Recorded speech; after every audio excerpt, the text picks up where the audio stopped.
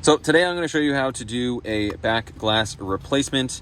There are generally a couple of different methods. The first is either a housing replacement. The second is a back glass only. There's more than one way to do each one of those. At least on this one, I'm doing pretty much the most simple, which is where I'm taking a donor device and I am transferring over a couple of components: battery, board, cameras, screen, and then that's it. If you have interest in seeing this repair done another way, leave a comment down below and I just might get around to it. So I need to do more or less the same repair twice, where I'm taking the screen off of this one, and I need to do it without damaging either one of them. So I have another video which I'm going to link below, which shows you how to remove the screen off of a 12 or a 13 without damaging it. The gaskets on the 12 and 13 series are quite a bit stronger. I have damaged, I think, a total of 4, and I almost cried every single time because of how expensive these screens are. So if you don't want to damage your screen, pause this video and then watch that and then come right back. But the general idea is we take a Magic Glass, specifically a Magic Glass. I stopped using an ISSMO. I would highly suggest getting a Magic Glass. As you can see, it's quite a bit wider. So you're able to disperse the, whatever lifting force or the amount of pressure. It's not so centralized in one particular area. And then the main ingredient, which makes this so much easier, is 91 or 99% rubbing alcohol, isopropyl rubbing alcohol. And then the third is a heat source. So let's get started.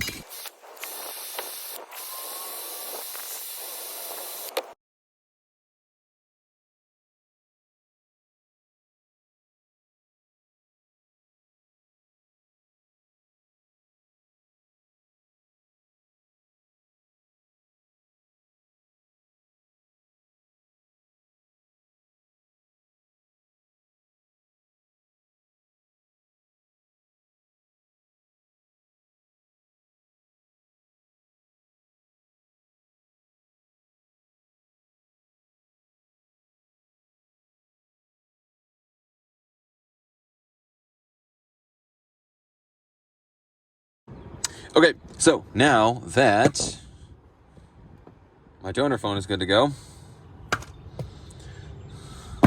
let's start taking apart the customers.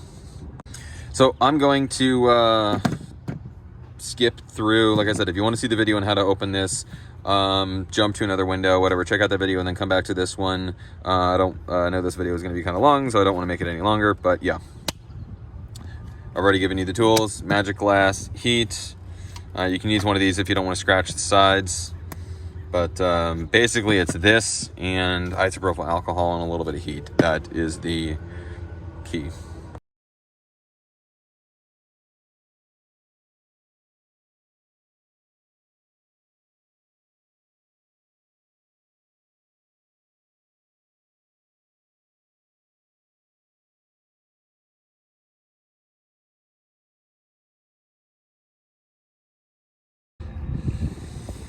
No damage.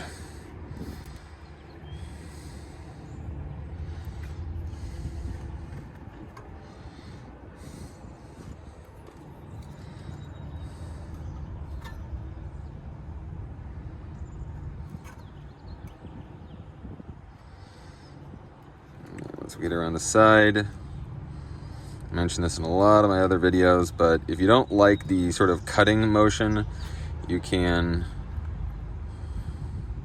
lift up on the screen that way. And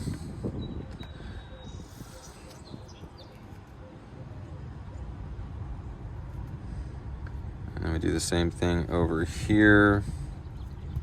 Once again, you don't need for the blade to be in very far.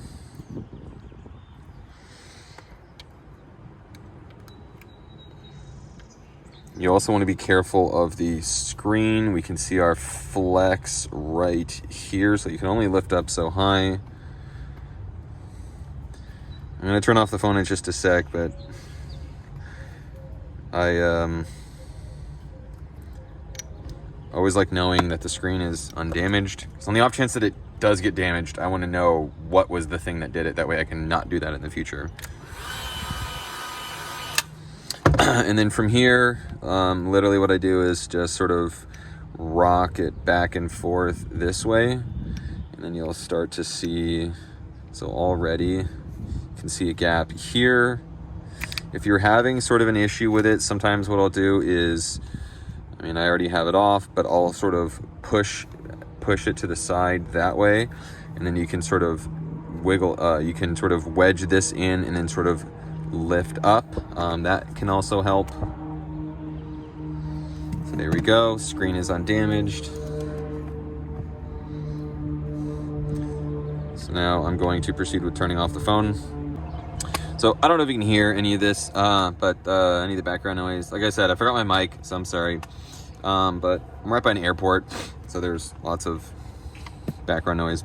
Okay, so before we go disconnecting anything, the first and last thing you always want to connect or disconnect is the battery. So just because the phone is turned off, there is still electricity running through the board. And there's a chance that, especially if you use metal tools on anything, you could accidentally short something out, which would obviously be bad, so don't do that. So now that we're here, that's why your nylon spudger really comes in handy, because it is, or should be, ESD safe. Now, depending on how long you're doing this repair, I'm leaving this uncovered. I'm just setting it over here. But if this repair is going to take you a while, it's not a bad idea to get a plastic bag and put it in there, because the last thing you want to have to do, especially with your front-facing cameras, is to get dust on them.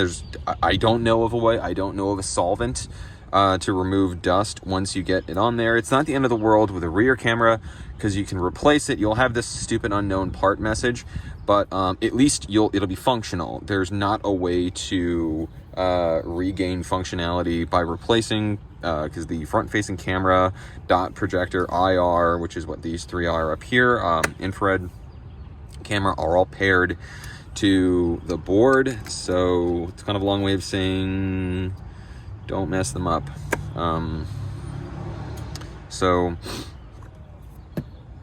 Okay, so I've already taken some screws out, but there's a little sort of piece of tape. You can see it right there. We'll set that aside.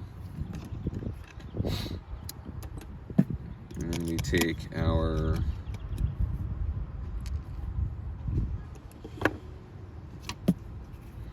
spudger, lift up,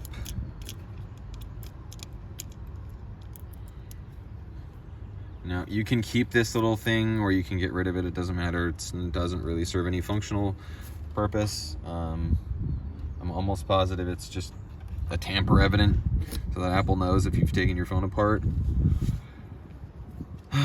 Okay, now, if anyone has ever taken a battery out, you'll know how much sort of a pain it can be. So I'm going to show you how.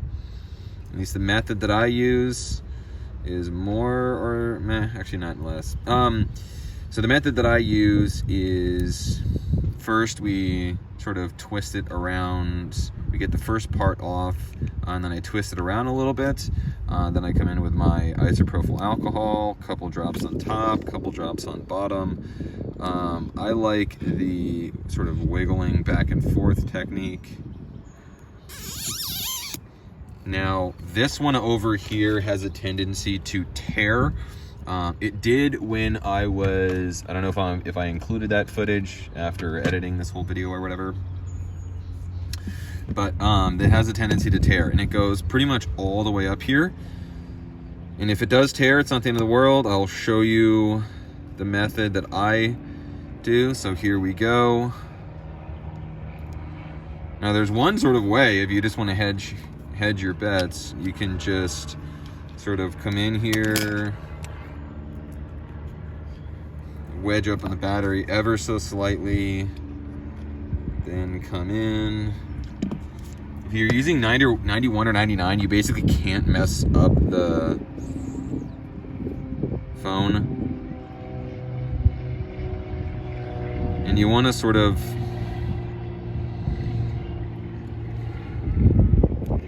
be gentle. See, it looks like I'm getting this whole thing. There we go.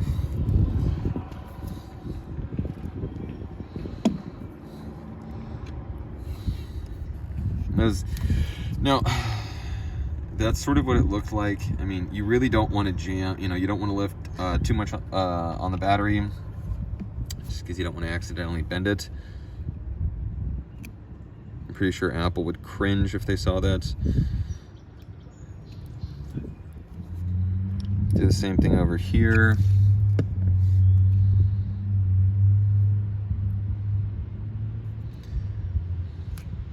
And that one did tear. But usually, at least on this one, there's only one tiny little tab. If I have some B-roll, I'm going to show you the battery adhesive strips that I'm going to use when I reapply. They're really not very long, or you can just see this entire area right here. But you can see the entire thing was only about here to here. You can also see it here. So not very big.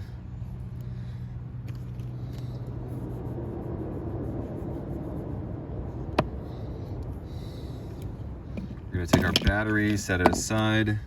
So now we just need to start the sort of long-ish process of just removing all the, mainly just flex cables. There's one screw here, and then we lift up on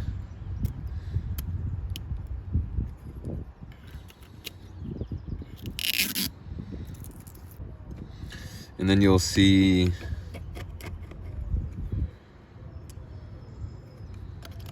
these three.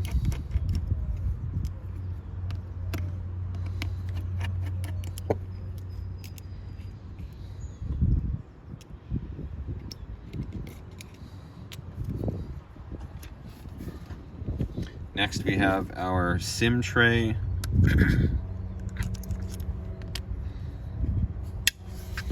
After the SIM tray, there is you see this little pin right here? It's gonna make it more difficult for you to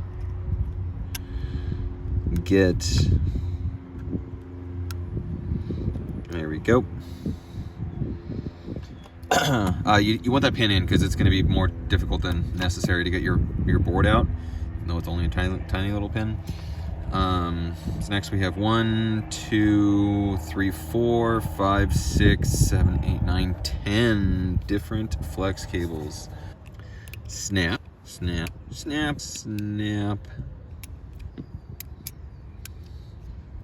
Snap, snap, snap. All right, we then have this antenna right here, which you can sort of just lift up on. There's a bit of foam, but not much effort. There's a little bit of adhesive there, just break that. We then have, I wouldn't use you can use an isosimo for this, but let me zoom in so I can show you exactly where.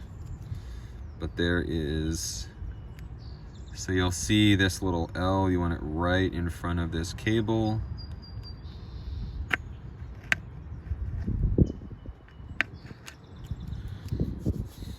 And that's it. Now this flex cable is loose. We then have one standoff screw. We need to remove a few screws here for the ear speaker and front camera. Then our board can come out, and then we have one more standoff right here, but that's underneath the board. So we have it here, and it just comes out.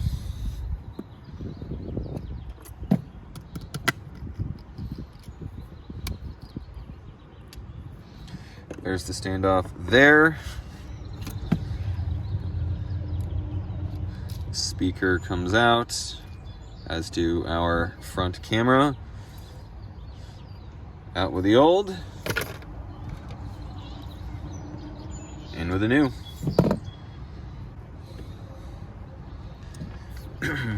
So first thing to go in,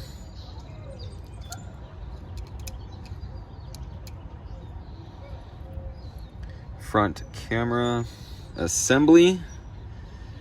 Then you'll notice that there's a little, I don't know, the mouth, whatever you want to call it. This little dude right here fits in right here. That's where we're going.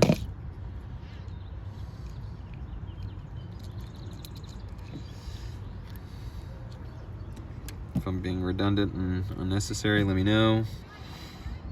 So I'm going to put these the two other screws on there in just a sec. Now this is where the slightly more difficult part comes in. I mean, essentially what we need to do is get past all of these flex cables. These ones down here, kind of easy. You sort of just fold these out of the way. These two are kind of straightforward. You just fold those out of the way.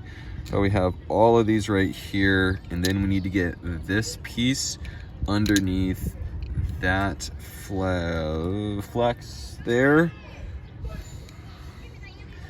and then get that one out of the way, and it's done.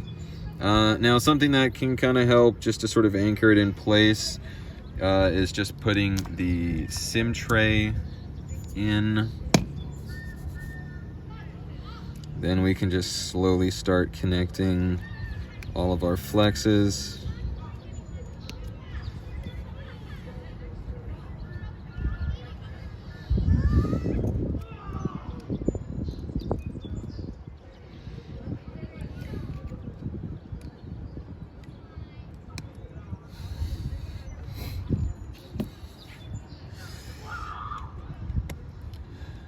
All right, so there is sort of a strategic order that these need to go in. So these two up here go down first, which is sort of obvious. Then this one off to the left.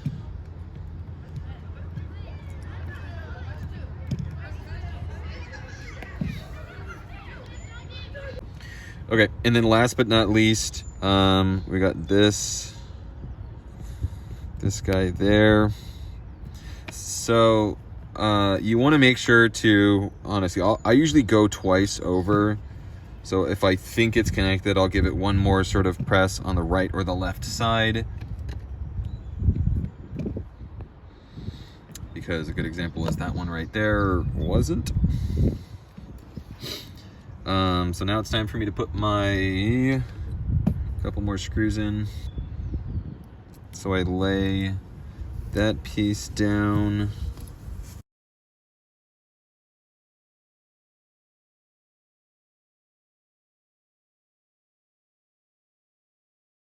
So I mentioned ahead of time, as far as your camera, rear camera goes, you do want to make sure to that you don't have any dust or sort of debris or whatever that is sitting on this side.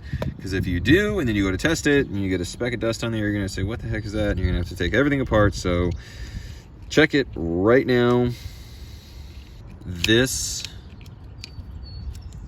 little, you can see this little flap right here sits in between, let me see if I can zoom in, zoom out a little bit, but there's, it's kind of hard to get on camera, but there's a little slot right here, so you have this flex cable popping out here and running here, and then you have this one which goes this way, and you want it right in between both of those.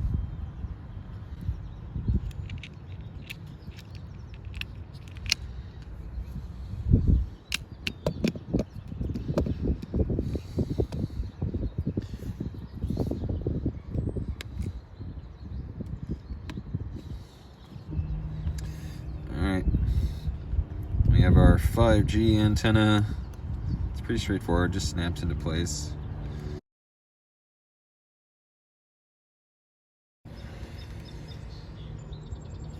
Fuck.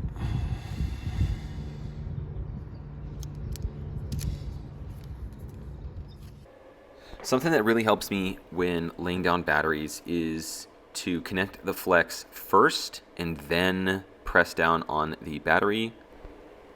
As if you do it the other way around, the flex has a tendency to not be able to reach the motherboard properly.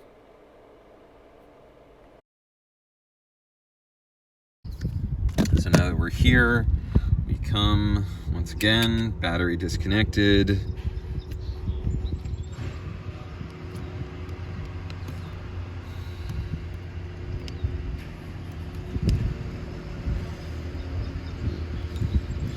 Especially on wider flex cables. Here we go.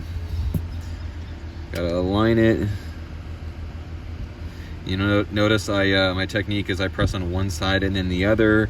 Especially on wider flex cables, you don't want to press in the center because you could accidentally bow, almost like this, where you can bow the flex cable and then you can damage it.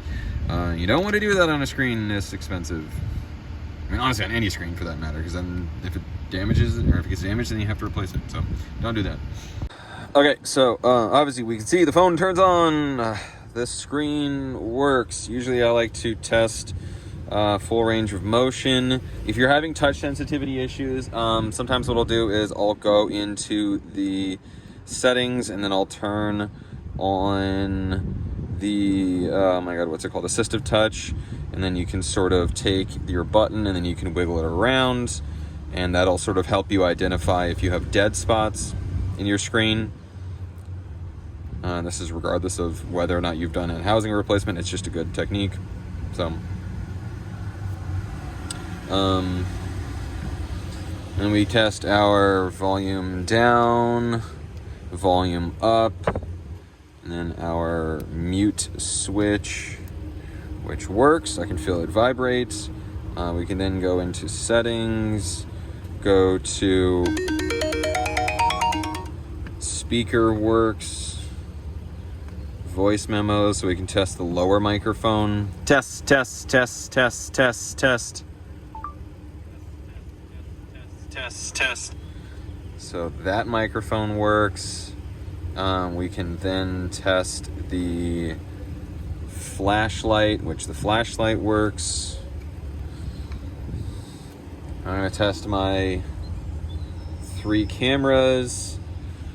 You just tap between, obviously, that. This tests wide angle, ultra wide, wide, and then telephoto. And then our front camera. The only reason we see this like halo around it right here is just because the screen isn't fully on. I don't want to close it and then find something that's not working. Test, test, test, test. Test, test, test, test. So that works. And then the rear microphone is essentially you would just take a rear facing video. Test, test, test, test. Test, test. So that works. We could then test the wireless charging functionality. I mean, the likelihood is that everything works, but there we go. Wireless charger works. Only thing I can't really test is Face ID, but usually the only reason Face ID was working is if it was damaged in the repair, and 9 times out of 10, probably way more than that, there's a message that'll pop up and it'll say Face ID is disabled because of True Tone, blah, blah, blah, something like that. The absence of that message is obviously a good thing, so it's not here. I haven't seen it, so I'm just going to assume that Face ID works. Now I got a couple more plates I got to put back in this thing, and then we're good to go. I will mention, it is a great idea to make sure, once again, regardless of the repair that you're doing, screws, especially when we're working with this many, have a habit of sometimes getting stuck to the perimeter of the device or the loudspeaker or the Taptic engine. On more than one occasion, I have damaged a phone because I was in a hurry. I didn't take the time And this is regardless of if you're missing screws. Be amazed at what can end up in here. But yeah, so always make sure that you don't have any screws that are sitting right here. And if you go to close the phone and it's sort of sitting up or propped up at not exactly the right angle, don't just immediately press down. That's how you break screens. Open it again and make sure nothing is sitting in the way. Yeah, you're good to go. So if you made it this far in the video, thank you so much for watching. If you have any questions that I didn't answer, or things that I might have skipped over or something, leave a comment.